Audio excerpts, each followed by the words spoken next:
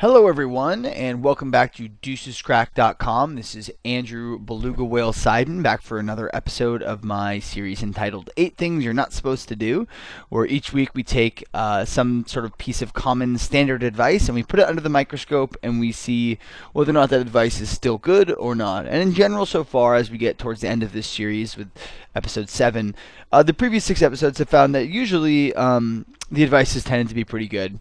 While there's some advice is better than others, in general, like there's good reasons why the advice is the way it was, and yeah, that sort of has been in general holding true. Today we're going to talk about something a little bit complicated, and unusual, and probably something that you're all familiar with, but maybe don't have stayed away from because of that confusing, complicated nature, and also because there's a lot of people telling you shouldn't be doing this. And the question for today is donking. So let's go ahead and define the line, and so we know what we're talking about. Basically, you have an opponent who is the original aggressor, so this means they could either be the pre-flop raiser, they could be the better on the flop, they could be the flop check raiser, or that doesn't make sense. They could be the it could be the flop raiser. There's a lot of ways that you could end up with an opponent being the original aggressor when you enter a new street. So it can be in any type of pot. Sort of the classic donking situation is just in a raised pot where somebody, let's say, opens on the button and then you call on the blinds and then would donk, or that's how that sort of donking relationship oftentimes develops.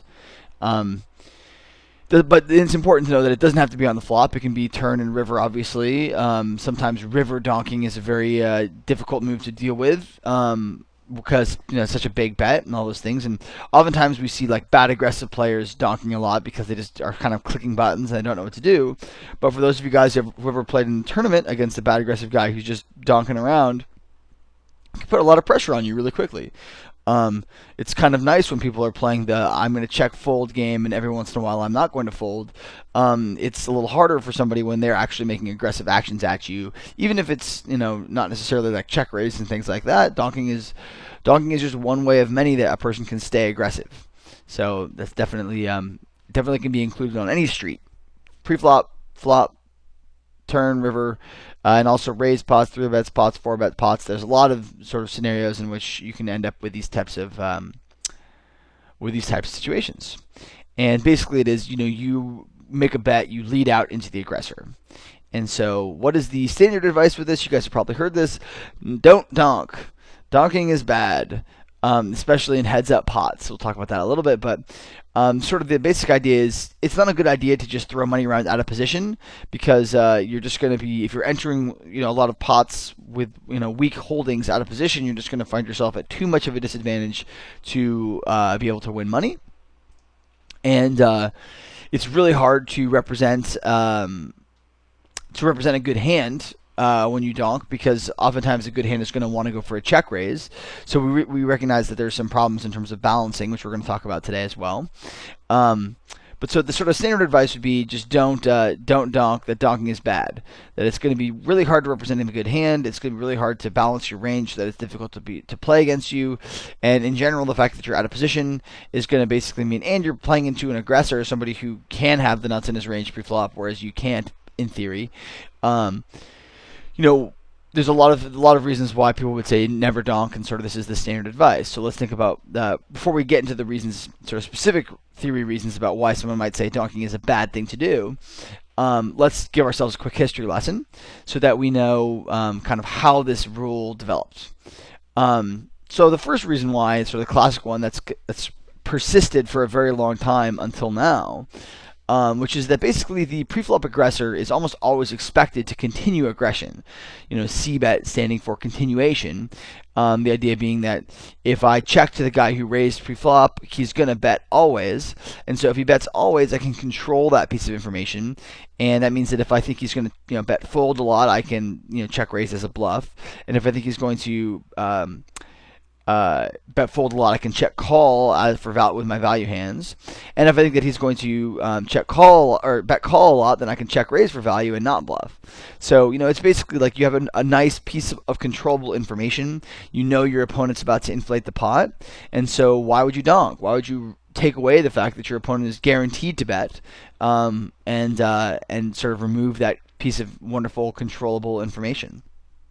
Um, Doyle Brunson was sort of a pioneer in recommending donking, but he didn't really think that donking was a good thing to do as a bluff. He sort of thought that donking was a good way when basically his thought was that since people are going to be only raising with the nuts pre-flop, that when you make a hand like a set, rather than going for a check raise and having them sort of start to call you down, you could basically bet to induce a raise to try to get the money in right now, which is sort of like a pioneering thought, but it doesn't really apply so much to people who don't just have the nuts pre-flop, who aren't playing extremely passively pre-flop, and so as a result, to sort of just wait for the nuts against a really good guy might not always be so effective.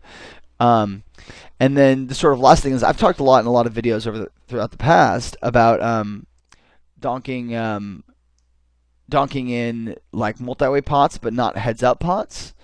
And so multi-way pots sort of makes a lot of sense in that they're way more likely to be checked through. There's sort of way more likely to be value that you could miss. But we haven't really talked very much about donking in heads-up pots, which is sort of be the focus of today. So we're going to ignore the fact that the standard advice really isn't never donk if you're in a multi-way pot. It's actually you should donk quite often in multi-way pots. But in heads-up pots, it's always been like, no, don't do that, don't do that, don't do that. So we're going to talk about both of those things today.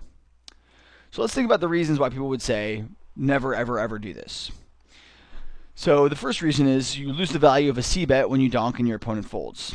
So that's actually a huge factor. If your opponent is going to be putting money in the pot with a wide range of hands, and you deprive him of that, you basically just lose. You cost yourself the money that you would have induced by checking. It's hard to think about, checking to induce bluffs on the flop when you've just called or something like that, but that's really what happens against somebody who c-bets a lot. So you miss the value of a c-bet when you donk and your opponent folds. You also lose the opportunity to get 2 bets in when your opponent just flat calls your donk, whereas if you check and the person bets, you're able to get a check raise in, which is another bet, which is, if you're trying to get value, is pretty important. So people basically would say, not only do you get the guy to fold a lot, you just don't get nearly as much value with your value hands when you bet and the guy just flat calls you. So that's also definitely a major consideration. Putting money in the pot out of position with a wide range of hands seems like a bad idea. This also sort of tends to make logical sense, where if we're not playing positionally aware, we can basically find ourselves in a lot of spots where we're trying to bluff him, and it's very clear that we're trying to bluff him, and we have weak hands, and we end up just putting money in the pot against a guy who's playing pretty well against us, reading our hand range pretty well, and playing with position against us. So it just seems like kind of a bad place to get started. And then the last part is that it's very, very difficult to balance a donking range, a check raising range, and a check calling range with your sort of like hands that you're going to check fold. There's a lot of different things that you need to balance and be able to represent credible things. And the truth is that against a lot of opponents, it's just easier, against good opponents, just easier to just not have a donking range and just worry just about a check calling and a check raising range, make the game a little bit more simple for you. Now, as we've talked about, throughout the years, just because something is simple or easier doesn't necessarily make it better. So a lot of what we're going to talk about today is, what's wrong with this last reason? This last reason being the sort of most critical of all of them. But we'll talk about all of them right now. So, what are the problems with each of these ideas? Well, the problem with losing the value of the c-bet when you donk and your opponent folds is that it actually seems to be a little outdated. That people are c-betting a lot less now than they used to. So this whole idea of, if I check, I'm just guaranteed to induce a c-bet from my opponent, is really just not the case anymore. People have started c-betting much less, at least in what I've seen from both playing and seeing students work. And so the fact that you're sort of checking to induce bets doesn't always work so well when you're not really inducing any bets. So you don't necessarily lose the value of a c-bet anymore when you donk. You lose a fraction of the value of the c-bet, but it's probably not even that big of a fraction on a lot of boards. The other part is that when your opponent is checking back a lot, they're oftentimes checking back with hands that actually do have some kind of equity. So let's say, for example, that your opponent opens on the button with King 3 offsuit, and the flop comes down Jack 10-5, and they're going to just going to check back. Well, if they hit a king, they're probably not going to fold, and so every time that we don't donk there, we're basically giving our opponent a chance to hit a 3-outer to make a king. Or obviously, if you could pick up like a queen or something, you have an open-ended straight draw, or he has some equity in the pot. Is sort of the point in general. So when you do donk here, you actually do get your opponent to fold some equity, which actually might be more valuable than the percentage of the time that he makes a c-bet if he's not making very many c-bets. So you can see why it's kind of a good idea to do it against somebody who doesn't c-bet very much. And then the last part is if you have a value hand.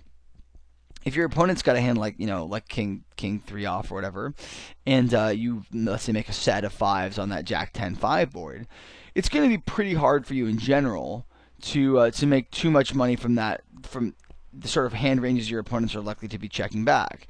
Now, if your opponent's like unlikely to raise, let's say, a hand like Ace Jack on the flop, but would pay off a check raise, then you could definitely say, all right, well, I'll actually be losing some money from like his range in general.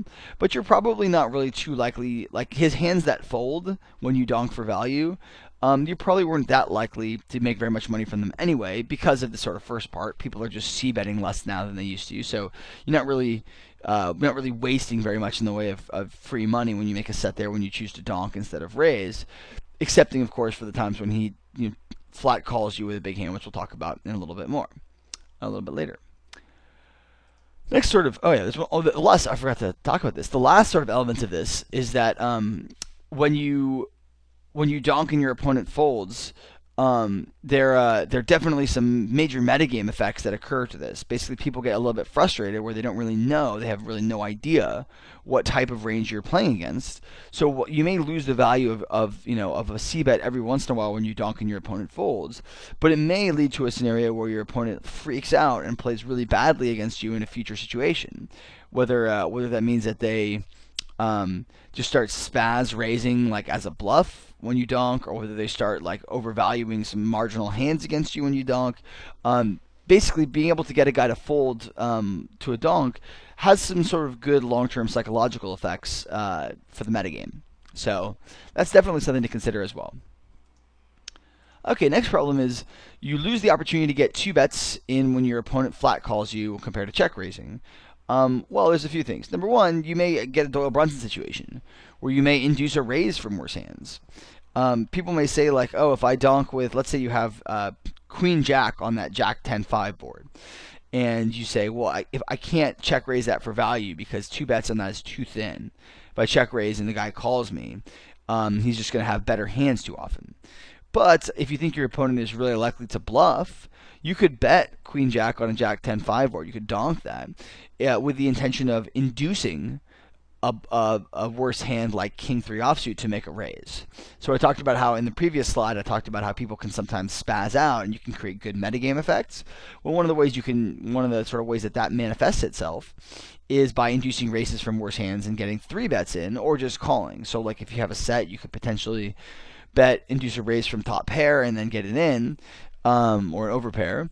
Or if you had a bluff, or not a bluff, excuse me, if you had, let's say, a sort of top pairish hand that you didn't want to get it all in with, you could maybe just bet to induce a raise from worse hands and then flat. So it's not that you just are guaranteed to get flat called.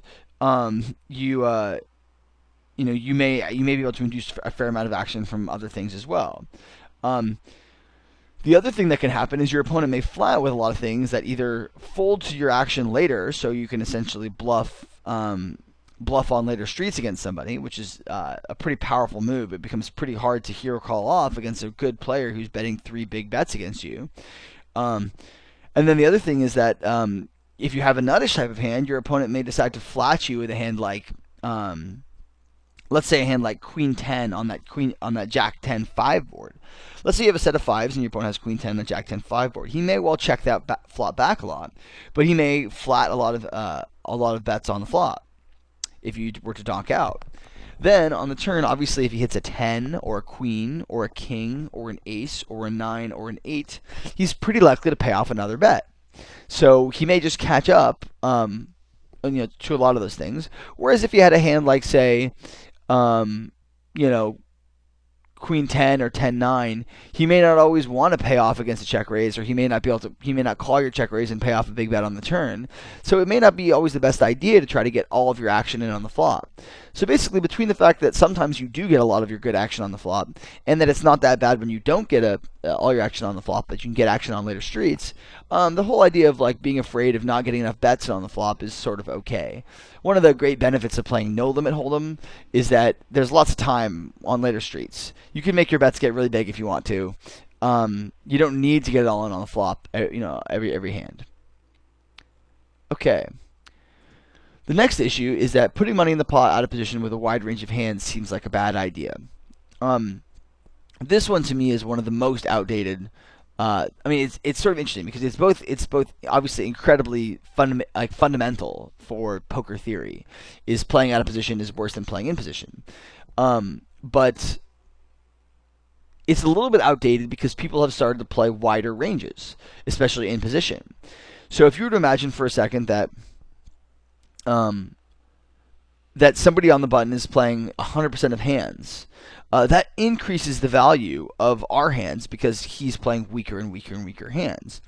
To a certain point, if let's say there were, if your opponent's playing 100% of hands, there'd be a lot of hands like, King 8 offsuit, which against a range like a reasonable, sort of tight aggressive range is usually not very good because it just doesn't do very well equity wise against the other person's range. But against an any two cards range, it actually looks okay. It's an above average hand. So basically, as people play wider and wider and wider ranges, it doesn't actually seem so bad to be putting money in the pot out of position because your opponent has a lot of things that are just not very strong. Which is sort of another sort of change from the old times where when Doyle Brunson was calling preflop, he was just trying to make it nuts because people had really strong ranges, so he really didn't want to be sort of donking as bluffs ever. He didn't want to be playing any type of weak ranges out of position. But as your opponent's range gets weaker itself, your idea of what's weak also has to change. So even though the hand might look weak, it's not an absolute strength game. It's a relative hand strength game. So if your opponent has any two cards, something like King 8 may not be nearly as weak as you might think. And especially against somebody who's min opening on the button and not c-betting very much, you may actually be able to get away with defending quite a large range. And this is when you oftentimes see like good tournament players defending like super wide ranges in the blinds. This is because of a combination of these factors. It's like this person is opening an insanely wide range. I have pretty good pot odds, especially in a tournament with antes where you have great pot odds. And I think my opponent may not c-bet all that much, which means that I'm basically paying to see 4 cards a fair amount of the time. And if you think you have a skill advantage over your opponent, that can only help as well. So basically, as people play wide ranges out of position, we have to basically play wide, or in position, we have to play more hands out of position as well. The quick caveat to that is if your opponent plays a ton of hands in position but never folds, so like a bad aggressive player, for example, or just a tilting regular, you may want to just play tight. You may not want to put money in the pot with a whole bunch of weak hands because they're just not folding. So you just need to make value hands. But against regulars who are just sort of checking back a lot, who are willing to fold sometimes, then it's not such a bad thing to play a wide range out of position. We talk about having a really wide 3-betting range in previous videos, especially my old like Whale Tales videos, and that's sort of I'm become fond of saying that there's more than one time to bluff. You don't have to bluff right now. You can bluff on later streets. And so if we're 3-bet bluffing with 8-9 suited preflop by 3-betting, well, we could also potentially think about 3-bet bluffing by calling with 8-9 suited and donking, which is a pretty similar method of bluffing. And then the last sort of element of this is that so long as your opponent they have really wide ranges, like I said before, just because donking is something that kind of weak players traditionally do, being aggressive is kind of good in a lot of in probably all of its forms against somebody who has weak hands. People don't do a great job playing against aggression in general, and so it seems a little bit silly that we should sort of ignore one sort of very plausible element of being aggressive. And then the last one, this is obviously a sort of a big question, which is it's very difficult to balance a donking range, check raising range, and a check calling range. And so basically that means that when we have to start off a hand with some assumptions. So if we have no reads, let's say, um, then we would probably guess that our opponents are likely to c-bet, because that's probably pretty good place to start off by guessing. So we can basically say, if my opponent's likely to c-bet, um, then I'm just going to maintain this check raising and check calling ranges of the hands that I balance, because I'm just really not going to. I really don't know if donking is a good or a bad thing. I don't know how someone's going to respond to a donk, but I do kind of have a sense of basic reads of that they're likely to put in a bet for free. But if you have reads on somebody, and your goal is to try to play exploitatively, where you can take advantage of them, and you're no longer that interested in being balanced. You basically started off in balance, but you're trying to now beat your opponent. Um, you may not be interested in balancing a donking range. You may be interested in saying, against this guy who's tilting, if I donk, he's going to just spaz raise any two cards. So I'm just going to. This guy's a great guy to value donk. It's better for me to value donk than it is for me to try to go for a check raise against this player, because he's going to raise himself. By the same token, you might be able to say, this guy's playing 12 tables, and if he doesn't hit the flop, he's just going to fold to a donk every time. So maybe it's a good idea to bluff donk into this player who just might not ever he's playing like kind of robotically and might not ever actually play back as you when you do donk. So if you have reads on somebody and you want to play exploitatively, it's definitely a good idea to consider donking as sort of another part of it, because you're not worried about balancing. You're not worried that the guy who's tilting is going to recognize that, oh, because he donked this time, that means because he check raised a bluff before, that means he's like donking for value now or whatever. You just think that people are making mistakes, kind of obviously, and you're just trying to exploit them. Um, the last element of this is sort of, in my opinion, is the most interesting. Um, when you're playing against a good player, when a good player is playing against you, everybody knows that you can have a value hand when you take sort of any kind of aggressive line. So if you can have a value hand if you check raise, you can have a value hand if you donk, you can have a value hand if you three bet, etc. And they know that if you're a regular, that you have that you're capable of bluffing.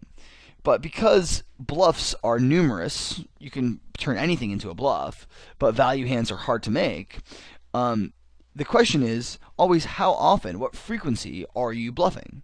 Or what frequency is he bluffing? Because he's capable of it, but you don't know how often he chooses to do it, because he's got a million opportunities and the choice is entirely his. How often am I going to bluff?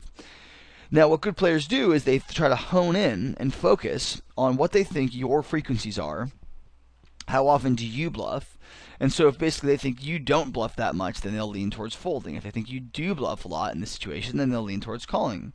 But one alternative line, like donking, for example, can throw a wrench into that whole system, because it is difficult to balance donking, and because most people don't actually donk. Yes, it's hard for us to balance having a third element of our sort of flop range or flop lines, but it's also really hard for our opponent to understand what the hell's going on too. He might be able to say, okay, this guy check raises the flop 20%, just to throw out an arbitrary number. It's like, okay, well, if it's 20%, then he's got XYZ value hands, and so that's that takes up that percentage of the time, which means he's got to be bluffing or something like that this percent of the time, and he can basically do a quick estimate. But if you say he check raises 20% of the time and he donks 10% of the time, well, now it starts to get really, really tricky, because you may be donking for value 100% of the time and check raising as a bluff 100% of the time. You may be doing the reverse. Whenever you donk, you're bluffing. Whenever you're check raising, you always have a value hand, or you very heavily tilted towards value. And so the extra complexity of adding in another set of frequencies to your situation means that somebody can't just sit there and be like, okay, when this guy continues on the flop, he check raises, and when he check raises, his range is made up of these things, and kind of it's easy to set out. It's a lot harder when there's another type of frequency that someone has to consider. So if you're playing against somebody who's good enough to actually pay attention and care about what you're doing and try to like outplay you, this is a great way to make somebody want to lose their mind because uh, like we talked about metagame effects before, it's just really difficult to know what the proper response is. Should I always bluff these donks? Should I sometimes bluff these donks? Should I fold all the time to these donks? Um, and those frequencies can make it very very difficult to play against, which is essentially exploitative. Exploitive. That's what I'm looking for. Sorry. And so if we're saying it's very difficult to balance a donking range, a check raising range, and a check calling range, I would say if you have reads, who cares? If you don't have reads, then you're probably right. Donking is maybe not a very good idea. But if we're playing poker well, we should be trying to get reads every hand we play, every hand that we're at the table for. So anyway, now let's go ahead and look at some examples and see how these things actually play out in some ideas. So an aggressive regular opens from the hijack, and we call in the big blind with pocket eights, and the flop is 7-6 deuce rainbow. Do we donk or check? And this is a spot where I see a lot of people like who do donk, deciding like, oh, this is a great time to donk. And the answer, in my opinion, of this is definitely checking. First and foremost, the person opens from the hijack. So whenever you're thinking about playing back at somebody, you have to consider their ranges. And if their range is really, really, really wide, then taking sort of like a lot of loose and aggressive actions can be a very good thing. But if someone's range is not that wide, like they opened in the hijack, you might not actually find yourself doing all that well with eights on a 7-6 deuce board. The other thing to remember is equity in general. When your opponent is behind you, usually he's got 6 overcards, which means that he's sort of still drawing pretty live. When your opponent is ahead of you, he's obviously got you absolutely smashed. You're drawing to 2 outs.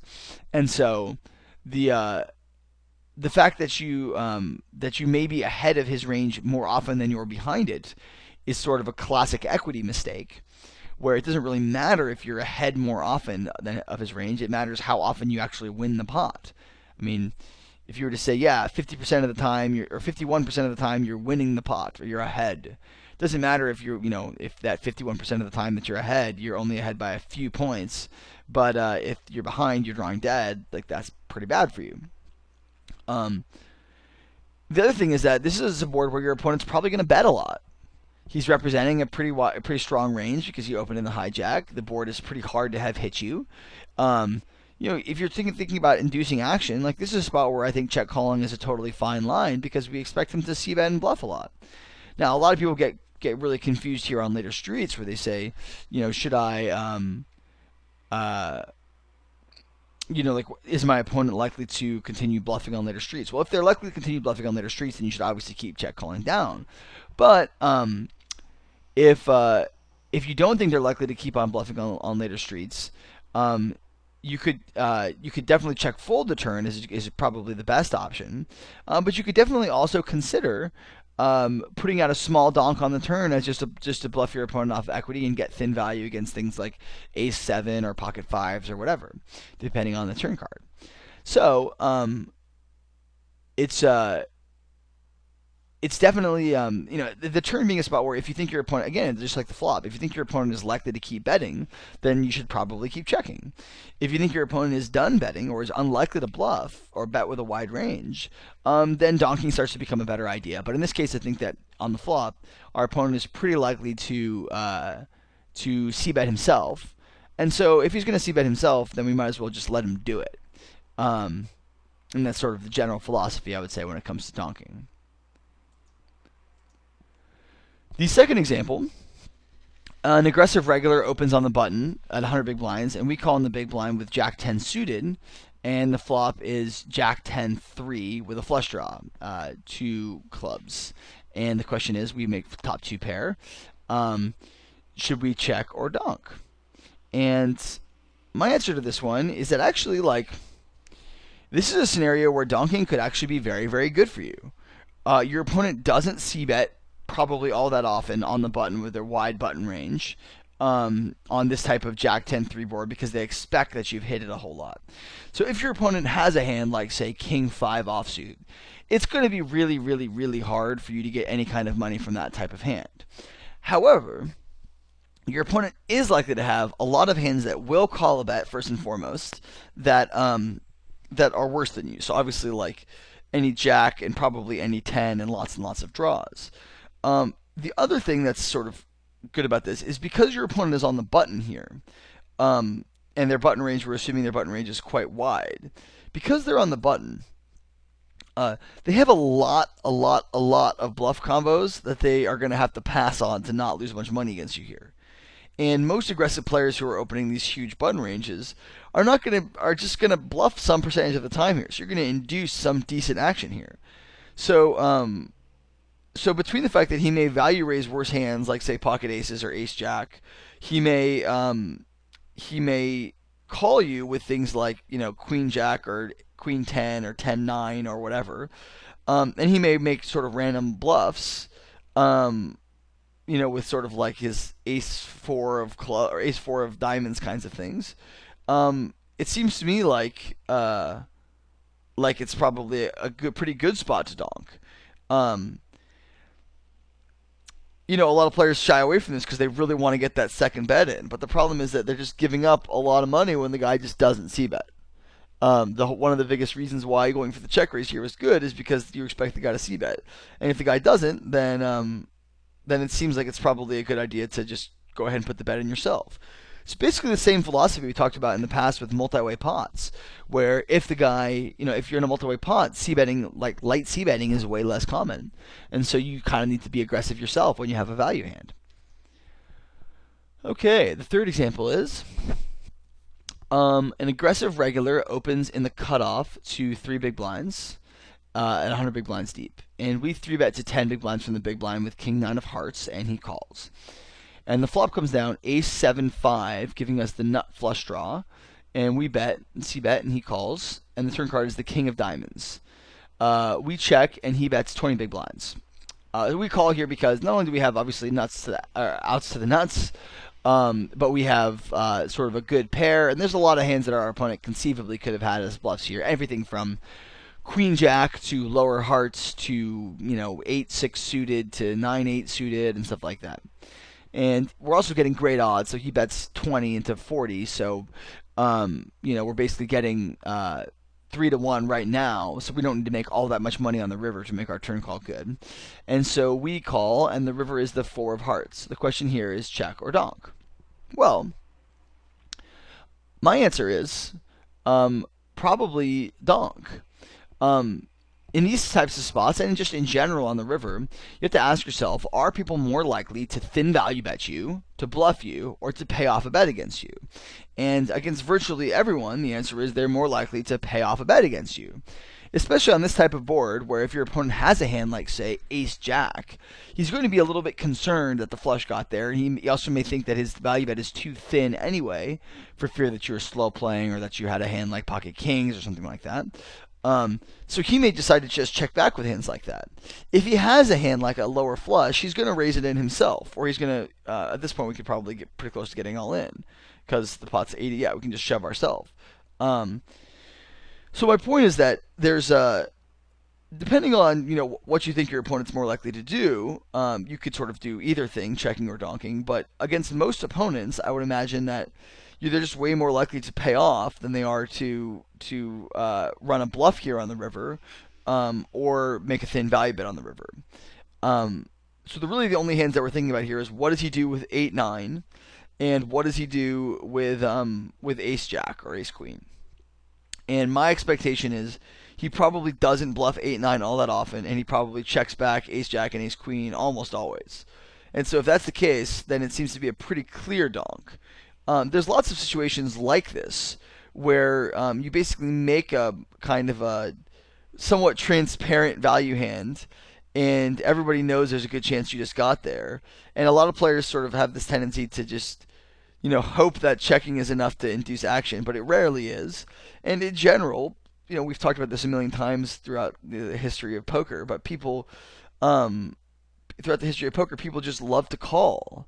They prefer calling and they don't like bluffing. I always tell my students to think about how they feel emotionally when they're going to make a big bluff, and then think about how they feel emotionally when they're about to make a big value bet. And the emotional states are totally different. You're way happier when you know you're going to win, and you're way less happy when you're trying to put a big bet out, which compels you to not do that, which to not put out a big bluff. So my expectation in these situations, and these are obviously like somewhat common, is that you might as well just donk, and you're going to get a lot of folds, but you have to remember that the hands that are folding are hands that are usually going to check back anyway. So it's a little bit of a misleading result when you donk here and the guy folds and you think, I probably just wasted so much value. Whereas in actuality, you probably didn't really waste any value. In fact, you probably played your hand well. So, just in general, I would just say that that you cannot, like, when you sort of these hands where you just get there on the river, despite how obvious it kind of looks, I think donking is still probably the best line. Example number 4. An aggressive regular raises to 2 big blinds on the button, and we call with Jack 10 suited, and the flop comes down of spades. The flop comes down 9 of spades, 5 of clubs, 4 of diamonds. Do we want to check or donk here? And my basically thought was that this is, like, in general, a great board for a check raise. Not only is it sort of, again, low and connected and very likely that your opponent is going to c-bet, and probably c-bet with a lot of hands he's either going to fold to a check raise, or like call and fold to a lot of turn bets. So like, let's say your opponent has a hand like 4 deuce offsuit, which he might open, or 4 deuce of hearts on the button, something like that, which he would probably open. If he's likely to sort of c-bet this as sort of essentially a bluff, and he's also likely to call flop check raise and fold to a turn bet. So you'd say, well, how often are we going to be able to turn bet, make a turn bet? And on this type of board, lots and lots and lots and lots and lots. So, obviously, jacks, tens, queens, kings, aces, eights, sevens, and spades turn out to be quite a lot of cards in the deck. The sort of question about whether or not this is better than donking is, A, first of all, he's likely to c-bet, so donking starts to get immediately a lot worse. B, this is the kind of board where your opponent is likely to flat and consider flatting down with a lot of those things that you could have gotten to fold by taking a stronger line. So, like, if your opponent has pocket sevens here, he may be way more likely, if he decides to c-bet, he may be way more likely to fold it to a check raise and then a bet on the turn than he would be to just donk, donk, donk. Where he may not find that to be credible, or just a random 9 or something like that. So I would basically say the fact that you see some good turn bets, you can represent essentially sets in one group of 2 pair, and the fact that you have so many good turn cards means that this is a good spot to be aggressive. And the real sort of deciding factor for me is that if my opponent is likely to make a c bet, then it's usually going to be better for us to check and let him do it. But if you change this board from, let's say, 9-5-4 to 9-5-7, or to 9-6-7, donking starts to become a lot better because you're just going to see a lot fewer of those check raise, or a lot fewer of those bets that you could check raise. And also, when the board comes down 9-7-6, your check raise becomes a lot worse because your opponent's c-betting range is a lot stronger, and so you're actually going to run yourself into the nuts quite a lot more. Whereas on this type of board, you're just going to run yourself into air a whole lot more. So I think that donking on a 9-7-6 board is way better than donking on a 9-5-4 board, if that makes sense. Okay. Example number 5. An aggressive regular opens to 3 big blinds from the cutoff, and we call in the big blind with ace-jack offsuit. And the flop comes down jack 6-5. So I didn't get the colors in here correctly. So basically, we flop top pair, ace-jack with ace of clubs, jack of diamonds on a jack 6-5 with a 6-5 of spades. There's a flush draw out there, and we're in the big blind, we're up against the razor and the cutoff. The question is, do we want to donk or check here with top pair good kicker? And obviously, this is one that becomes pretty close because all 3 options are in play here. And so, like, again, some players check raising for value is not too thin. It's good. Against other players, check raising for value is too thin. So we would want to check call. And against other players still, we may want to donk. Or maybe this is all against the same player. He's just going through 3 different moods. So, this is why poker is super fun and interesting. So the question is here, should we donk or check? So I actually think this is a pretty good spot to donk. He, again, can raise for thin value with some worse value hands, although I don't expect that to be too often. But the biggest one that I expect on these types of boards are people to get really crazy with draws, especially the nut flush draw. So somebody with like ace eight of spades here is really likely to overvalue or is really likely to value his hand, his equity extremely highly, because he expects that the only value hands you could be having are sets, and so like it's pretty good to be able to check raise against a guy like that.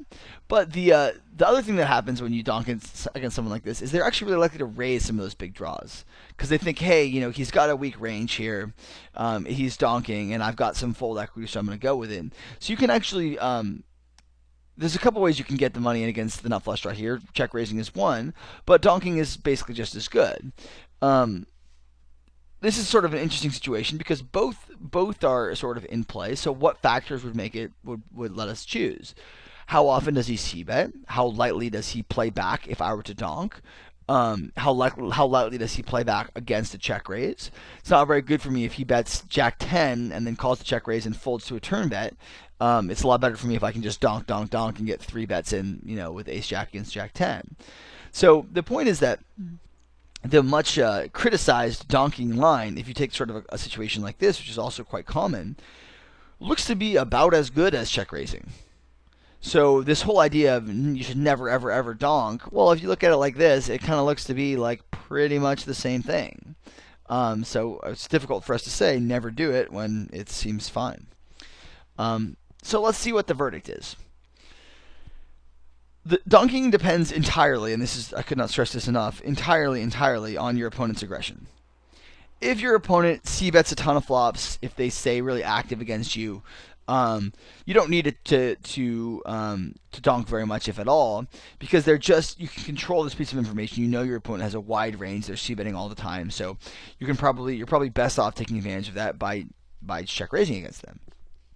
So that definitely is sort of the primary thing you need to look at. However, against some people who don't c-bet very much, donking becomes effective for a lot of reasons. One of which is that they fold equity they might have otherwise caught up with. Another which is that they might pay off bets and fold on later streets or make bad calls on later streets against your range because they don't know what you have and they're confused about your frequencies. But the other elements of it is that people get really because they don't know what to do, they may spaz out, as I put in quotations there, and you may actually be able to get like a fair amount better action than you would by taking your sort of standard line. So I want to talk about that quickly before we end today's session. Let's say for a moment that if you were to check raise, your opponent is going to c-bet and fold all of his air, and if you it's like he'll fold all his air to your check raise, and if you donk, he will raise all of his air into your bet. Well, obviously, you get more value from a guy who raises all of his air than you do by check raising and having him fold. So it's 1 bet versus 2.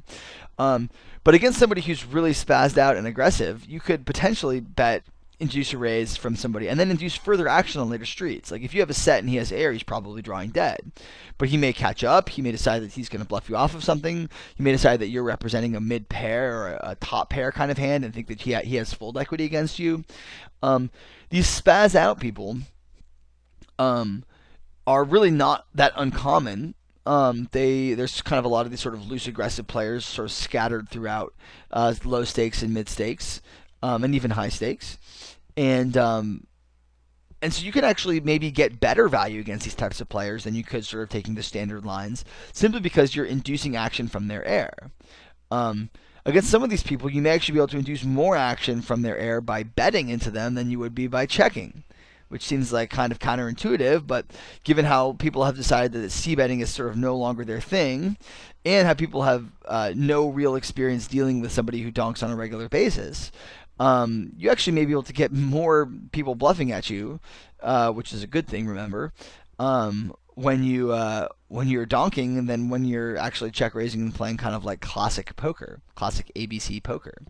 So definitely something to consider about how often is this opponent going to spaz out, how loose aggressive is he, how likely is he to tilt, and remember that despite the warnings, donking is really like oftentimes it's just all of the aggressive actions are kind of like six of one, half dozen of the other, to use an English expression that probably half of the people watching won't understand. Let me rephrase that. Basically, they're the same. Donking or check raising. They're pretty much just two different ways to be aggressive. Um, and and so if your opponent's going to, has a good sense of how you check raise or your frequencies, you can really throw somebody off and make somebody do things they're not comfortable doing, take them out of their ABC game and make them uncomfortable. But if your opponent's not likely, or if your opponent is likely to c-bet, checking is basically always better, almost always better. It'd be a pretty rare situation for someone to bluff so much against your donk that you make more money by donking into them than checking if they're also somebody who c-bets all the time. It's possible, but it's probably unlikely. In general, if somebody doesn't really c-bet, stop checking to induce c-bets. Stop checking to induce turn bets. You see this a lot where a guy check calls the flop, and then he checks the turn, hoping to induce a bluff, but the guy never bluffs the turn, and so it's like you're just checking sort of either to check fold, or you're just checking to let him check back and win a lot on the river. So that's kind of a common mistake of just people checking to induce bets from a guy they know is not likely to bet. Like, oh, the flop came down Jack 10-5. Like, I've got Jack 10. I'm checking to induce a c-bet from a guy who doesn't really c-bet there. Like, that's maybe not such a good plan. But if the guy is likely to bet, if he is going to throw you a bone, then the sort of classic advice of don't donk is still correct. So my advice is pay attention to who doesn't c-bet. C-betting to me, since it is kind of the default, kind of the standard, is usually not very noteworthy if somebody c-bets, like c-bets and folds to a check raise or something like that. But if somebody stops c-betting, like if somebody raises pre-flop and then they check back, or they just check fold and give up, that's definitely worth noting. And so somebody who does that is, first of all, somebody that you should probably be folding to their c-bets more often, but also somebody that you could really consider donking and sort of developing some alternative metagame relationships with people that may cause them to freak out and play and make the big mistakes that you want later on in the session.